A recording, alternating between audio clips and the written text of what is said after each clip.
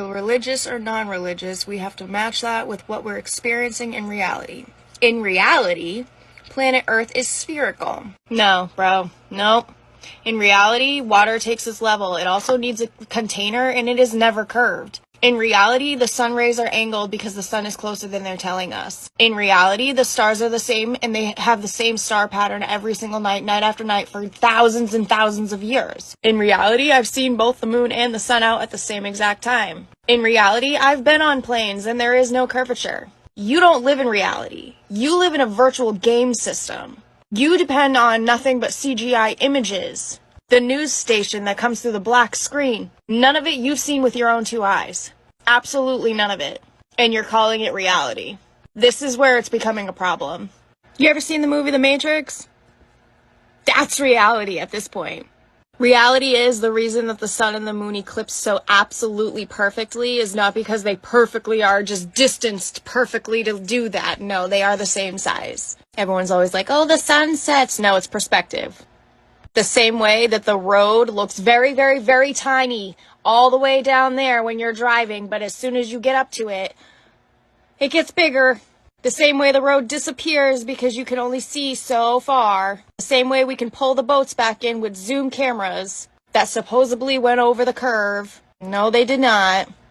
Every claim that you guys have that you guys say there isn't proof for, we've already debunked it, literally. You act like there's a bunch of flat earthers because we just woke up one day and said, no, Earth is flat.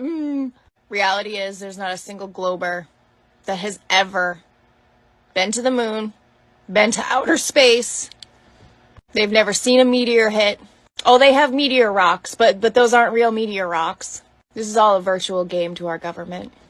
And we are the pawns. And the longer you stay trapped in their ideology, they have you. They have you exactly where they want you.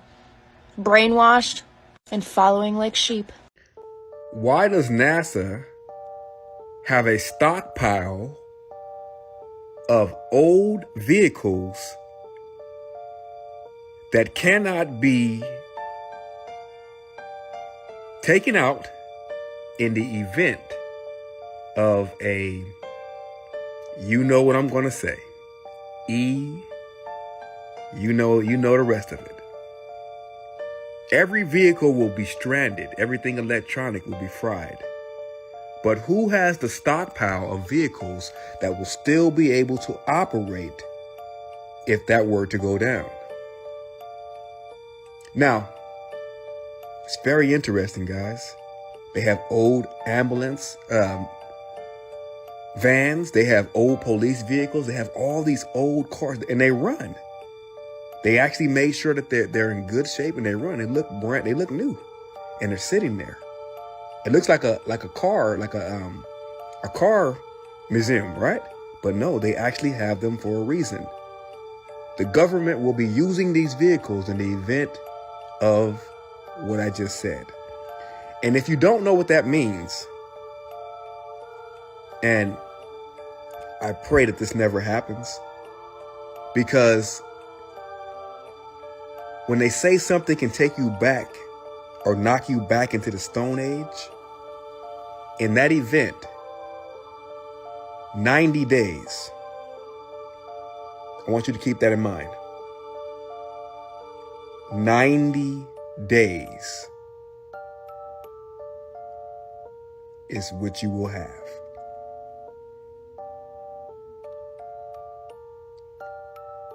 Roads will be blocked. Sewage will back up. Garbage will pile up. The stench will be everywhere. And everyone who planned, who said, I'm a doomsday prepper, those plans will be out the window because everything will be down. No power, 90 days. 90 days. But NASA has the vehicles. I'm out. They tell us right to our face that there are no satellites in space. All so-called satellite communication is based on undersea cables, towers, and computer network. GH, why are you telling me this? Did your neighbor say something to you? No, he wasn't home. But he has a satellite phone I thought could help us. I tried to use it. But it didn't work, even though it had enough juice. Now, the whole point of a satellite phone is that you always have a signal if you have a clear view of the sky, which I did. The only reason why it wouldn't work is if our satellites got knocked out of commission. Our satellites. You think something happened to our satellites? The ones in space? The satellites are networked to computers down here. The satellites are networked to computers down here. The satellites are networked to computers down here. Are you ready for a little lesson in map history? Yeah. If you're a flat earther, why do you use a globe map, huh? Do you know who Alexander Gleason is? The guy that did Gleason's map right there? See? Do you know him? Probably don't. Probably never researched him at all. Know that he even had a book called Is the Bible from Heaven? Is the Earth a Globe? Let's see what's inside. Let's see what he has to say about it on his map here. From June 21st, the sun moves round the tropics in a spiral circle, okay? So it does this, okay, around us. We're stationary, okay? That's what he's saying here. Widening every day until it reaches its destiny on the southern or outer solstice on December 21st, all right? Now look over here. On December 21st, the sun moves again, not the Earth, round the Tropic of Capricorn, and during the day lights up the southern portion of the Earth from the Arctic Circle to some portion of Antarctic ice. There is no sunlight beyond 80 degrees south, but unknown regions of ice. On the 23rd of December, the sun commences his journey, again returning to his starting place and thus completing the seasons. Gleason was a flat earther, man. He was a zetetic astronomer, just like J.S. Christopher was. This is the basic zetetic astronomy design of the geocentric model.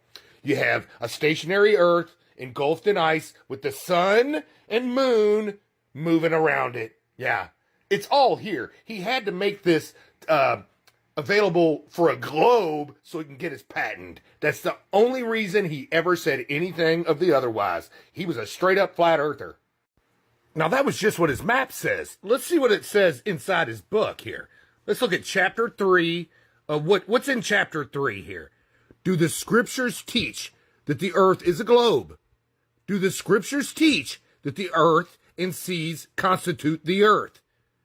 Does the earth move or rotate? Of importance to the religious world, does the sun move? I think I just described it. He said the sun moves, not the earth. Now you have to realize, a guy like Alexander Gleason, if you read that book that I just shared, this guy was a f***ing genius, man. He was no f***ing dumbass. He went on what the explorers told him. The map makers, the topography makers, all those people, the seafarers, all these people that went out there said, when you got to a certain point, it got dark for a long time. So now, all of a sudden, we got this, final experiment happening with all this technology we have now. They can light up an area for a little while and confuse you? Yeah, I don't think so. Not this guy. Now, if you were to get on Boston Rare Maps, just search that on the internet. Boston Rare Maps. Once you get there, there's a search icon. Search Gleason's map of 1892. And it'll bring up, they had one. There was like 4 known originals. The one I have doesn't have it on the back. There's a key on it, on the back. And at the bottom of it, it says, you can use this map in either consideration, as a globe or as a plane, to take your choice. So what Gleason did was he put out there his beliefs and said, you can still wrap it around a globe if you want to. That's what he did. That's the history of it. You're welcome. Did you get what I found? I found this picture of the rover, right, from the moon landings. Yeah. And so I put it in Google Lens and I said, look for this photograph. And it came back with this frame. This cost $38 million. This frame on eBay, $500. There you have it. Look, I'll be the first to admit, I do enjoy the odd alcoholic beverage or just even a beer.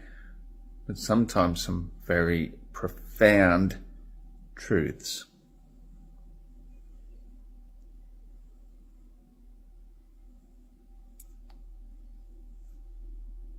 Us said. And this is for the spinning space ballers. For the spinning space baller, every direction away from the center of their existence is up. That's up. That's all up. That way, that way, that way. Every way is up. But for us flat earthers, up is up. Down is down. That is sanity. So, if you still believe you live on a spinning space ball, you actually have zero sanity. Because every direction is up and down all at the same time. That's pretty much all I have to say at the moment. I'm going to go have another beer. It came in the mail and y'all are opening it with me. Ooh. Smell it. Woo!